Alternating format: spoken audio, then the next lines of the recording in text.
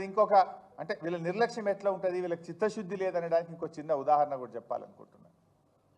మీరందరూ చూశారు, ఆగస్టు 15వ తేదీన ముఖ్యమంత్రి గారు ఖమ్మం జిల్లాకు వెళ్ళి సీతారామ ప్రాజెక్టు ప్రారంభోత్సవం చేసిండు.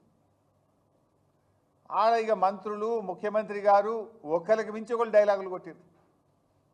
ఇక సాగర్లో నీళ్లు రాకపోయినా, కృష్ణానదిలో నీళ్లు లేకపోయినా సీతారామ పనులను పూర్తి చేసినాం, 70 రోజుల్లో చేసినాం, 80 రోజుల్లో చేసినాం, ఇక ఇంత గొప్పగా ఎవరు చేయనే లేదు.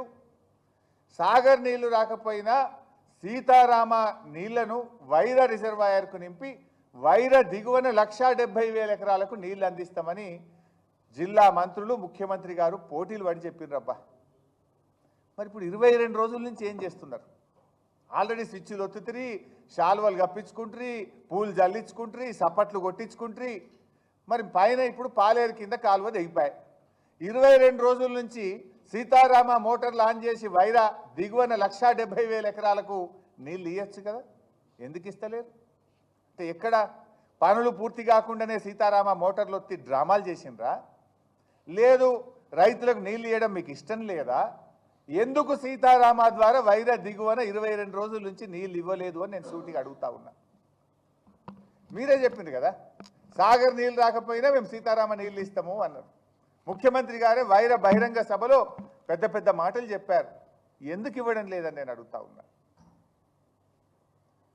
ఏదంటే చాలా బాధ కలుగుతూ ఉంది. ఈ పరిస్థితుల్లో ఆ దేవుణ్ణి కూడా ప్రార్థిస్తున్నాం బీఆర్ఎస్ పార్టీ తరఫున. సీతారామచంద్ర స్వామి అందరికీ ఇలవేల్పు. ఎందుకంటే ఈ ముఖ్యమంత్రి గారు ఆ రాముని కూడా మోసం చేశాడు. ఆ సీతారామచంద్ర స్వామి మీద ప్రమాణం చేసి ఆగస్టు 15లోగా రైతులందరికీ రుణమాఫీ చేస్తా, రైతులందరినీ రుణ విముక్తులు చేస్తా అని రాముల వారి మీద ఒట్టుపెట్టి మాట తప్పిండు రేవంత్ రెడ్డి గారు. దేవుడా రామచంద్ర స్వామి, ఈ ముఖ్యమంత్రిని క్షమించు, రైతుల్ని రక్షించు. ఈ కాలువ నీళ్ళు ఇంకెప్పుడైతుందో తెలుస్తలేదు. ఏదో తుఫాన్ వచ్చింది 3-4 రోజుల నుంచి, వర్షాలు పడతాయి అంటున్నారు.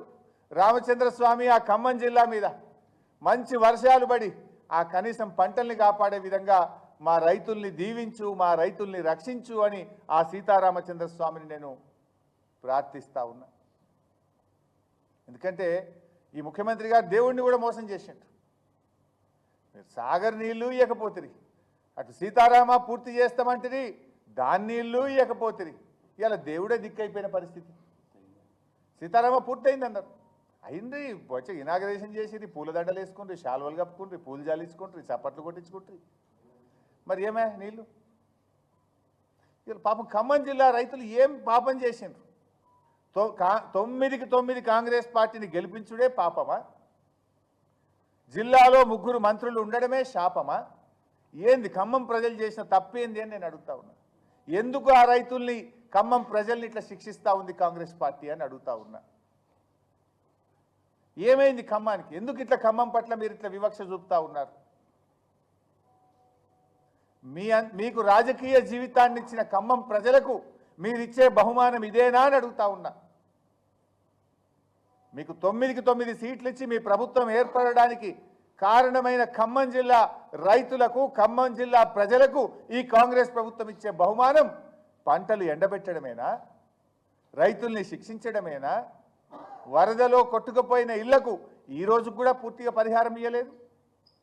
కొంతమంది కిరాయికున్నోళ్ళకు వస్తలేవు, ఇంకా కొంతమంది ఆ రోజు ఎన్యూమరేషన్కి వచ్చినప్పుడు పక్క బంధువుల ఇంటికి పోతే వాళ్లకు రానటువంటి పరిస్థితి ఉంది.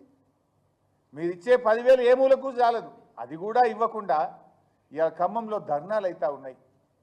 ఆ ఇచ్చే 10,000 కోసం కూడా రోడ్ల మీదకి వచ్చి ఆర్తనాదాలు పెడుతున్నారు, ధర్నాలు చేస్తున్నారు, అడుగుతున్నారు, దరఖాస్తులు పెడితే కూడా ఈ రోజు కూడా పూర్తిగా వారికి సహాయం అందని పరిస్థితి. సో ఇప్పటికైనా మేము ప్రభుత్వాన్ని డిమాండ్ చేస్తున్నాం. కూర్చోండి, ఒక మంత్రి గారు పోయి ఆడ కూర్చోండి, ఫ్లడ్ లైట్లు పెట్టి రాత్రింబవళ్ళు పని చేయించండి, యుద్ధ ప్రాతిపదికన చేయించి ఏమన్నా మిగిలిన పొలాలన్నా కాపాడు. ఇప్పుడు ఆల్మోస్ట్ 60,000 అయితే ప్రకృతి వైపరీత్యంతో పోయింది. మీ పుణ్యమాని ఇప్పుడు దాదాపు 1,00,000 ఎకరాలు ఎండైపోయినట్టుంది. ఇంకో 1,00,000 ఎకరాలన్నా కాపాడాలంటే రాత్రింబవళ్ళు ఫ్లడ్ లైట్లు పెట్టి పనిచేసి ఆ కాలువ పనులు పునరుద్ధరించి ఆ రైతుల పొలాలు కాపాడండి అని చెప్పి ప్రభుత్వాన్ని మేము కోరుతా ఉన్నాం.